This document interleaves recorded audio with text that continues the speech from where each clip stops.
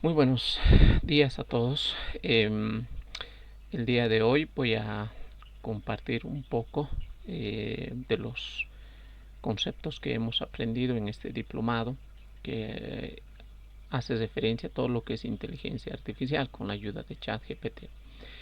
Y como trabajo o como un módulo casi final, estamos viendo este concepto de lo que son las redes neuronales. Y me gustaría un poquito explicar este concepto de redes neuronales. Primeramente me gustaría presentarme. Mi nombre es Miguel Ángel Ordóñez Salvatierra. Soy participante del diplomado y bueno, voy a presentar este tema que es redes neuronales. El concepto de redes neuronales lo voy a enfocar de la siguiente forma. Vamos un poquito a hablar del concepto de las neuronas naturales, las neuronas artificiales, la clasificación de redes. Vamos a ver algunas de las aplicaciones donde se utiliza este concepto de redes neuronales y finalmente vamos a desarrollar un ejemplo. Empecemos. Una neurona natural es algo bien complejo de poder explicar. Bueno, el ser humano por naturaleza siempre ha intentado saber por qué y cómo es que se realizan estos procesos en nuestros cerebros, ¿no? Dentro de este estudio que hizo el ser humano, pudo observar que nuestro cerebro tiene una gran capacidad de almacenamiento, como también de procesamiento de información. Y el responsable de este como tal básicamente es una neurona. Una neurona tiene esta forma y tiene estos elementos como el núcleo, el nucleolo, la membrana. Y las partes importantes que a mí me gustaría analizar, pues básicamente son las dendritas. Y exactamente este punto son las uniones que tiene con otras neuronas. ¿Ya? Nuestro cerebro humano aproximadamente tiene 10 a la 11 neuronas que son como procesadores de información y cada neurona tiene una conexión entre 1000 a 10.000 conexiones entre neuronas. ¿Cómo se produce este proceso de información? Esto se lo hace en este punto donde se llama sinapsis. La sinapsis básicamente se lo puede observar de esta manera. En la sinapsis o en la rama terminal de una neurona se cuenta con mitocondrias, con vesículas sinápticas. Estas vesículas sinápticas encierran a los neurotransmisores. ¿Cómo es que se liberan estos neurotransmisores? Existe un pulso eléctrico que viaja por el axón. Entonces, cuando este pulso eléctrico es lo suficientemente, vamos a llamarlo así, alto, entonces se libera los neurotransmisores, ¿no? Se liberan los neurotransmisores, el cual es recepcionado por otra neurona, ¿no? Existen unos receptores, por estos canales son los donde los neurotransmisores van a viajar y básicamente se ha transferido la energía. Solo si se supera el umbral de disparo se genera un pulso eh, de acción o un potencial de acción. En estas gráficas podemos observar de que este es el umbral, vamos a llamarlo así, ¿no? Un voltaje de milivoltios, de que si nosotros superamos los el umbral que va desde menos 55 a 40 voltios, si superamos el umbral se va a liberar las neurotransmisores. Vamos a considerar lo siguiente, ¿no? Normalmente una neurona en su estado, vamos a llamarlo relajado, va entre 1 menos 70 voltios o milivoltios. Entonces, si este estímulo supera el umbral, ¿no? Entonces se va a realizar una liberación de los neurotransmisores. Pero si no, entonces no. Entonces aquí podemos ver, por ejemplo, que hay unos, vamos a llamar inicios fallidos, o sea, hay un intento por hacerlo, pero no supera el umbral, por lo tanto no hay esta liberación de los neurotransmisores, ¿no? Un poquito tal vez más ampliando este concepto, miren, aquí podemos ver de que aquí yo tengo un voltaje que no es lo suficiente, ¿no? El estímulo no es suficiente para que exista esa liberación. En cambio, cuando hay un milivoltaje suficiente, hay una fase ascendente, una fase descendente y atraviesa el umbral. Entonces, cuando se atraviesa el umbral, entonces se realiza un potencial de acción. Tomemos en cuenta que esto se hace en un tiempo muy pequeño, milisegundos. Podríamos pensar que es 1, 2, 3 milisegundos donde se genera esta potencial o este estímulo, ¿ya? Entonces, eh, cuando se liberan las neuronas, transmiten la información y estas van de una a otra neurona y va básicamente procesando por todo el cerebro. Ahora, esta acción es muy similar cuando se realiza en una neurona artificial. Una neurona artificial básicamente se ha pensado, vamos a llamarlo así, se ha inspirado en lo que básicamente pasa en nuestro cerebro.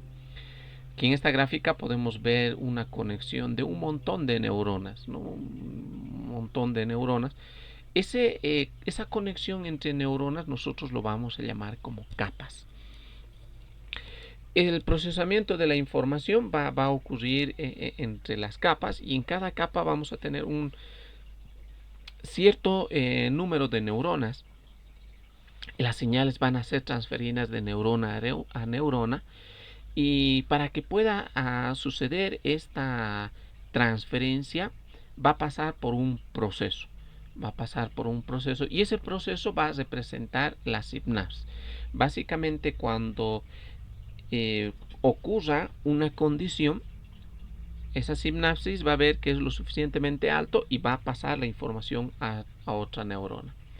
Entonces cada neurona va a tener un punto de activación, no va a soltar la información así por así. Entonces, ¿cómo sucede? Básicamente lo que va a suceder, nosotros tenemos una entrada, una información de entrada que los vamos a generar y los vamos a transmitir, ¿no? Aquí yo, por ejemplo, tengo una entrada X1, X2 hasta XN. Esas entradas van a ir a la neurona. Este elemento procesador yo podría pensar que es mi neurona, ¿ya? En este elemento procesador va a suceder se va a realizar una operación matemática. Normalmente esa operación matemática son modelos, podrían ser estos modelos lineales o modelos no lineales, ¿no? Entonces va a suceder una operación matemática y cuando esta operación matemática tenga una respuesta relativamente aceptable, entonces el umbral va a decir, sí, ya, esto ya está listo, podemos soltar. Y va a soltar como una función de transferencia, ¿no? Donde esto va a finalmente tener una salida. Pero esta no es la respuesta como tal, ¿no? Lo que va a suceder es que esta salida va a pasar a otra neurona o va a pasar a una segunda capa y en esta segunda capa se va a realizar un ajuste. O sea, vale decir, nosotros necesitamos llegar a un punto, pero como este no es lo suficientemente todavía aún aceptable, se va a realizar un ajuste. Ese ajuste nosotros lo llamamos como pesos. ¿Estamos de acuerdo? Entonces es como un producto o una operación que se va a realizar. Entonces este peso, o sea, vale decir, mi entrada multiplicado por el peso va a ser básicamente procesado nuevamente, va a tener nuevamente un procesamiento, va a realizarse nuevamente una función suma y cuando éste sea lo suficientemente aceptable va a ser liberado por el umbral y nuevamente vamos a tener una función de transferencia. Esa función de transferencia va a ser mi información de salida. Y esto va a suceder hasta que nosotros logremos vamos a llamarlo, un ajuste casi ideal, ¿no? Si nuestro ajuste es casi ideal, entonces la neurona va a decir, bueno, esto ya es lo suficiente y vamos a tener una salida como respuesta. Esto nosotros básicamente lo vamos a asimilar como un modelo. O sea, vale decir, en un modelo nosotros vamos a meterle una información de entrada. El modelo va a ajustar esta información y lo va a ajustar mediante capas. Las capas nosotros lo vamos a definir y también nosotros vamos a definir la cantidad de neuronas que vamos a utilizar.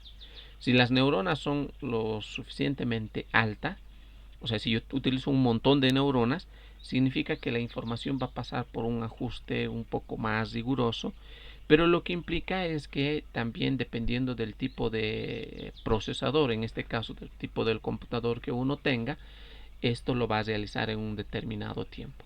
Vale decir, mayor cantidad de neuronas, mayor cantidad de tiempo. Esta clasificación de redes neuronales básicamente lo podemos subdividir tal vez en dos, como redes no recurrentes y redes recurrentes.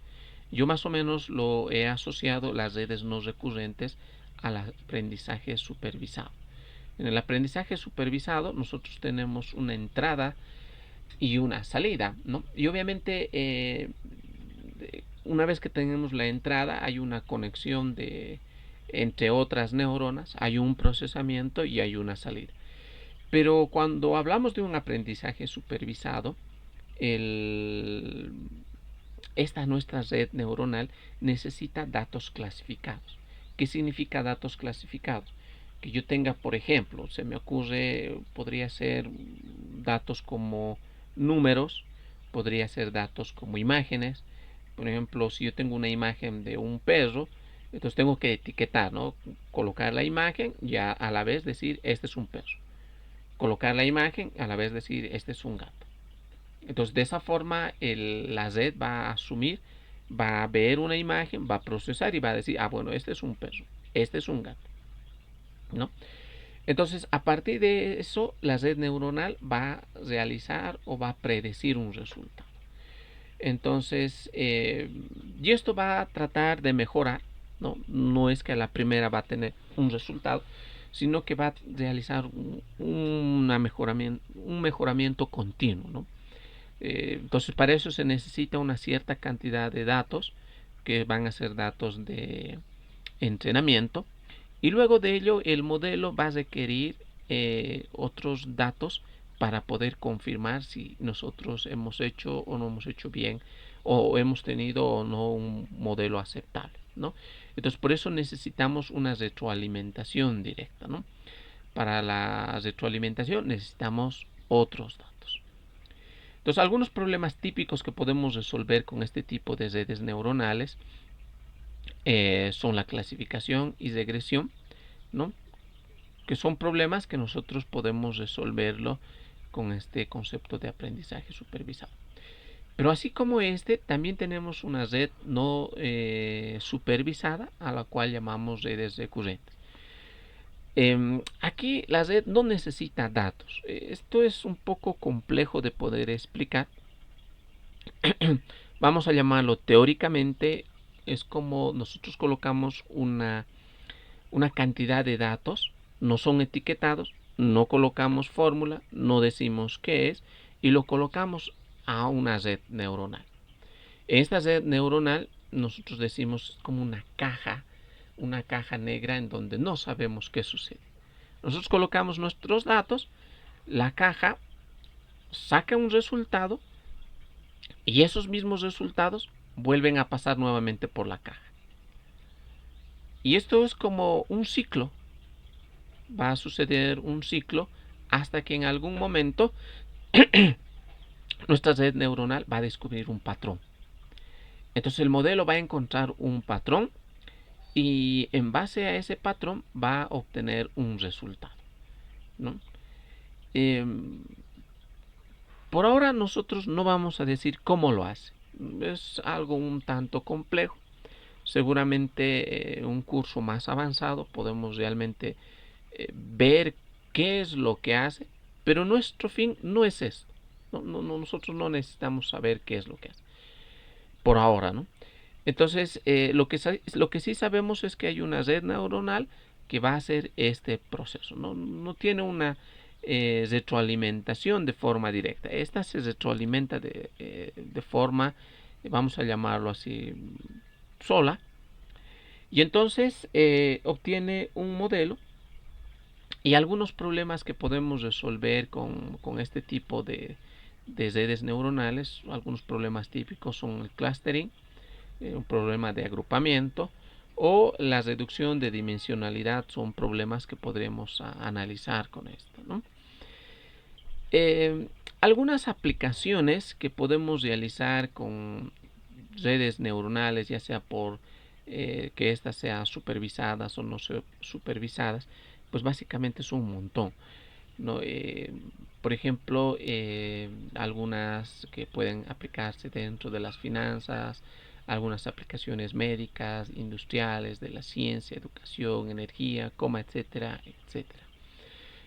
Por ejemplo, yo como físico tengo eh, obviamente el interés de poder aplicar una red neuronal en la parte de la ciencia.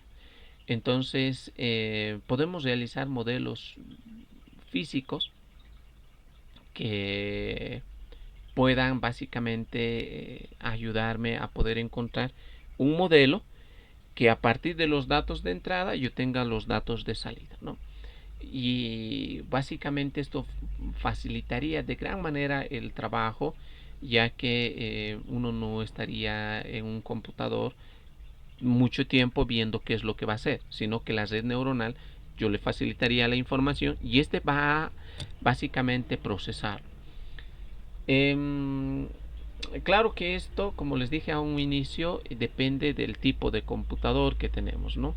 Eh, Al día de hoy existen computadores de alto rendimiento, los cuales normalmente son llamados los clusters, o vamos a llamarlo, es una unión de no una computadora, sino un montón de computadores. Vamos a llamar 1000 computadores, 100 computadores. Entonces, en este clúster tú tienes un conjunto de datos. Básicamente le dices que haga todo el procesamiento y esto lo va a hacer. Y seguramente este procesamiento, si tomara en una computadora normal, una computadora de escritorio, procesamiento, qué sé yo, vamos a llamarlo de un mes, el clúster lo podría hacer en un día, en 2 días, ¿no? Entonces, básicamente se facilita el trabajo de gran manera.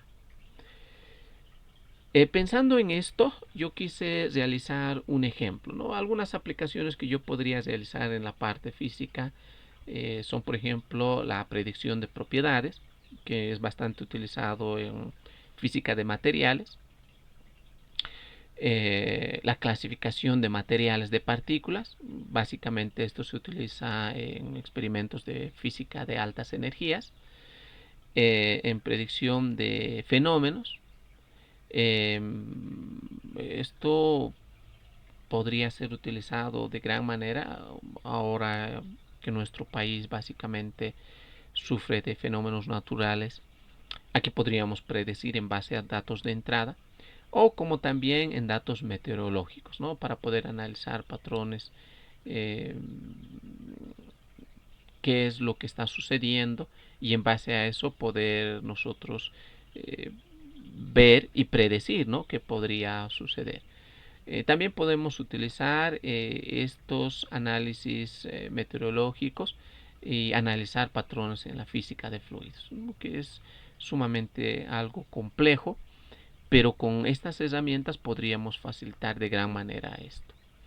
Y yo he preparado y he decidido un poco analizar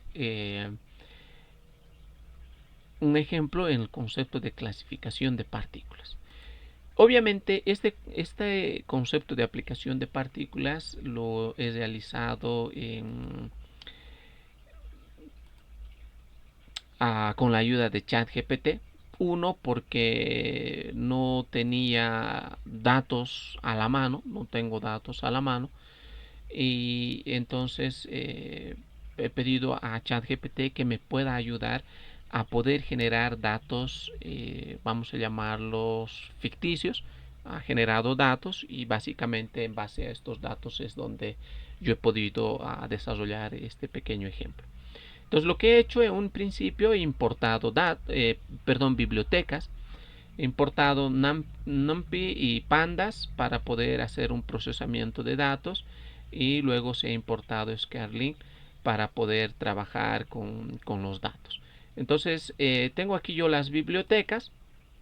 Hacemos correr y obviamente va a correr el programa porque solamente está básicamente cargando las bibliotecas y está cargando las librerías que necesita.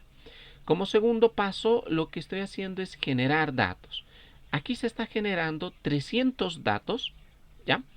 Y vamos a básicamente tener tres partículas. Vamos a no complicarnos mucho. Vamos a tener electrones, protones y neutrones, ¿no?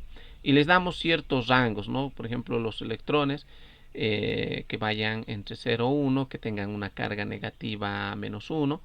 Y estamos dando la masa, la carga y su momento, ¿no? Y estamos pidiendo que esto sea variable. Básicamente con este código lo que yo estoy haciendo es generar una carga, una cantidad de datos, como son 300 datos, y me lo va a generar, ¿no? Yo aquí lo que estoy pidiendo es que una vez que se genere estos datos, yo los puedo descargar. Los puedo descargar como un documento Excel, ¿no? Y al cual yo estoy llamando datos de partículas, ¿no? Datos de partículas. Y esto yo lo tengo aquí, ¿no? Aquí tengo los datos de partícula, que lo ha descargado en un archivo excel.csv. En estos datos yo los voy a utilizar. Los vamos a delimitar.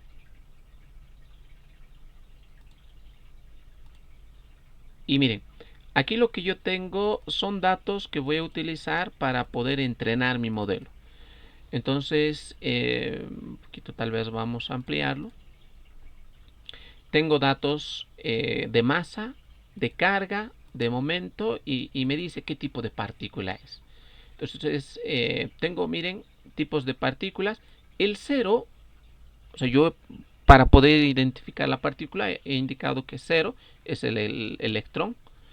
Tengo partículas, el 1 representa el protón y el 2 va a representar el neutrón. Entonces yo tengo estos datos que voy a poder utilizarlos para poder entrenar mi modelo, ¿ya? Entonces, una vez que entrenamos el modelo, ahora lo que vamos a hacer es normalizar los datos. Vamos a normalizar los datos y además vamos a definir nuestro modelo, ¿no? Aquí estamos normalizando nuestros datos. Estamos diciendo que los datos X van a ser los datos de entrada. Vamos a utilizar el eje 1 y los datos Y son la etiqueta. Básicamente esta etiqueta me va a decir si es un electrón, un neutrón o un protón. Normalizamos los datos y vamos a utilizar en este caso una capa.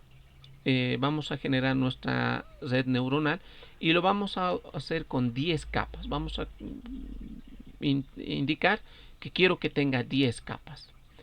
Entonces normalizamos los datos y me dice que ya el modelo lo ha asumido. Ya hemos generado nuestra red neuronal de 10 capas. A continuación, lo que vamos a hacer es ver qué tal está nuestro modelo. Vamos a ver la precisión de nuestro modelo. ¿Cómo le ha ido? Entonces me dice la precisión del modelo es 1. O sea, me quiere decir que a nuestro modelo le ha ido muy bien. Ya con las 10 capas ha sido suficiente. Ahora yo podría haber reducido, es decir, no quiero 10, quiero, qué sé yo, 8, 7, 6. Pero yo he tratado de que estas 10 capas sean lo suficientemente, vamos a llamarlo suficientes para que pueda hacer el proceso. Ahora voy a generar, ¿no? Para poder comprobar si esta red neuronal ha sido lo suficientemente buena. voy a comprobar, voy a generar nuevos datos. Entonces para ello voy a utilizar este código. Vale la pena aclarar que en un principio yo aquí he generado un código con 300 datos, pero ahora he cambiado la forma, porque miren, o algunos lo llaman la semilla. Aquí yo he dicho un punto cero, y aquí yo he colocado un número al azar, por ejemplo el 42. Y esto me dice que voy a cambiar la semilla para generar un conjunto de datos muy diferentes a lo que yo tenía. ¿Estamos? Entonces vamos a generar este conjunto de datos que son muy diferentes. Y además no voy a colocar el tipo de partícula. La idea es de que esta mi red neuronal, en base a la masa, la carga y el momento, me diga qué tipo de partícula es. Podemos observar, tal vez de esta forma. Miren, como primer dato yo tenía 0,1548, era una carga menos 1. Tenía este momento y me daba una partícula, ¿no? Que era un electrón. Pero ahora este tiene una diferente masa. Ya no es la misma. Ahora este vale, por ejemplo, 0,137454. ¿No? También su momento es diferente. Entonces significa que estos datos son diferentes a los que yo tenía al inicio. Estos datos lo voy a normalizar. Vamos a normalizar también estos datos. Pero además he tratado de un poco ver, ¿no? Estoy imprimiendo la normalización. Y en la normalización podemos ver, ¿no? De que ya estos datos cambian. Se están normalizando los valores tanto para la masa, para la carga y como para el momento. Ahora voy a realizar una predicción con el modelo, ¿no? Vamos a decir que haga la predicción. Entonces ya el modelo, en base a estos datos que han sido normalizados, ya dice, miren, aquí me está mostrando, ¿no? 00 o 1122. O sea, ya los ha clasificado. Los ha clasificado como estos son electrones, estos son protones y estos son neutrones. Vamos ahora a los datos que yo tenía, voy a añadirlo esta predicción. O sea, voy a generar una nueva columna. Vamos a generar una nueva columna y miren, ya le ha asignado a este dato que era, por ejemplo, 0,1374, que tenía una carga menos 1 y un momento de 0,731994, ya me dice que es. Aquí ya me está diciendo, mira, 0 es un electrón. Entonces ya le he asignado a cada uno de esos un valor, donde ya puedo yo identificar si este es un electrón, un protón o un neutrón. Entonces esto también lo puedo guardar, ¿no? Estos datos lo voy a guardar para poder comprobar de que efectivamente ha hecho el trabajo. Ahora, un detalle, ¿no? Alguien dirá, pero un cachito, muy probable que tu modelo está haciendo lo siguiente. Tal vez está agarrando los primeros valores y está diciendo a los primeros valores, estos son electrones, los segundos valores son protones y los últimos valores son neutrones. Podría ser, alguien podría decir, sí, eso es lo que está haciendo. Miren, solo para aclarar, aquí yo tengo las dos columnas. Aquí yo tengo los datos de las partículas, ¿no? Lo que yo tenía, los datos de las partículas ya identificadas. Estos son los datos que he utilizado para entrenar. Y estos son las predicciones que ha hecho, ¿no? Lo muestro así para mostrar que evidentemente no son los mismos valores y que el modelo sí ha respondido de forma correcta. Pero ¿cómo puedo yo responder o cómo puedo saber que realmente este modelo no está agarrando los primeros valores y no lo está identificando de esa manera? Entonces lo que yo voy a hacer ahora es generar, o es más, estos mismos datos que yo tengo aquí, los voy a mezclar. ¿Cómo es eso? Los va a mezclar. Entonces vamos a instalar esta librería que me va a servir para dos cosas. Para poder interactuar con mi Google Drive, para poder yo agarrar luego los datos y llevarlo a este modelo.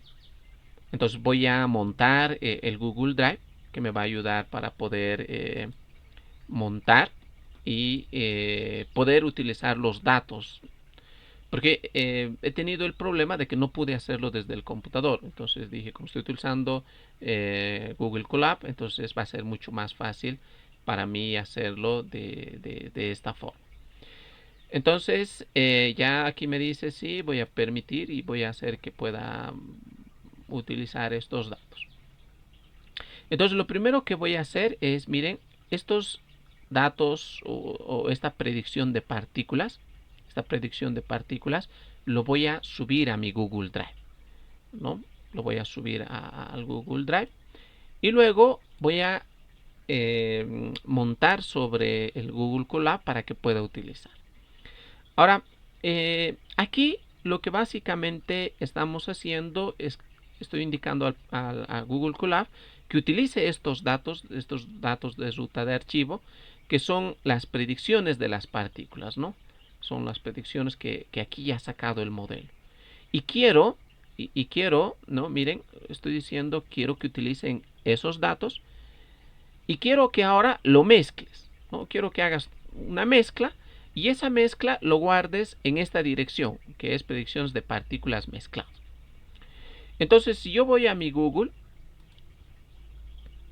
si vamos a Google Drive, entonces lo que yo voy a ver es básicamente, aquí miren, yo tengo ya las predicciones de las partículas, pero ya estos están mezclados. O sea, vale decir, ya no son los mismos datos.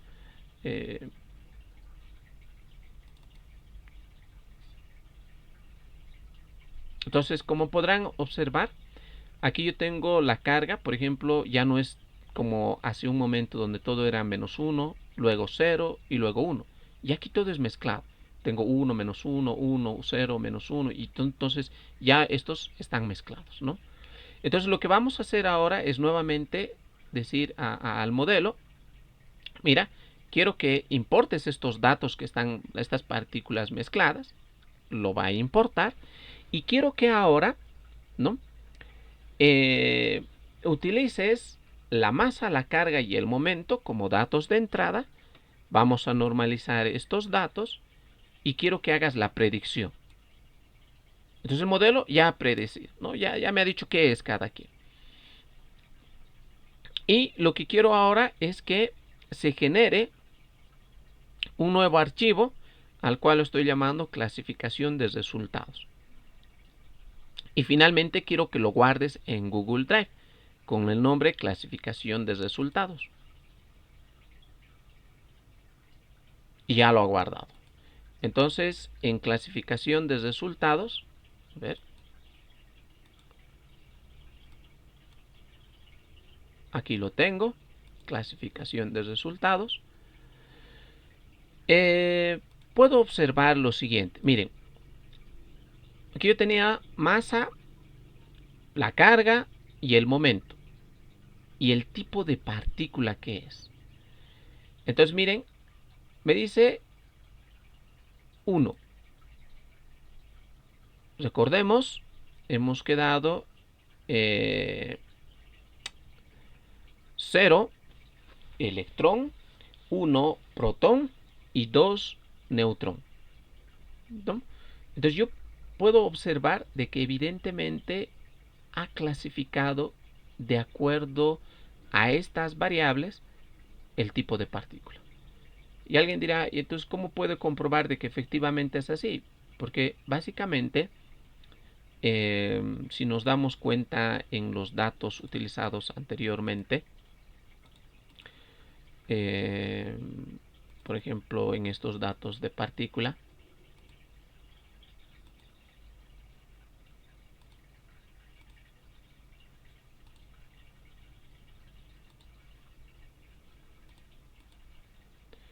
normalmente cuando la carga es -1 es un electrón. Fíjense que todos los que tienen -1 nos dice que es un electrón. Todos los que tienen un valor de 1 es un protón. O sea, vale decir 1. Y todos los que tienen valor 2 valor 0 es un neutrón, vale decir 0. Entonces, el modelo ha hecho eso.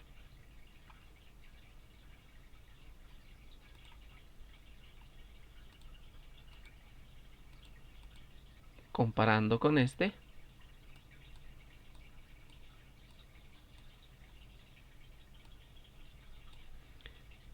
todos los que son menos 1, 0. Menos 1, 0. Menos 1, 0. Menos 1, 0.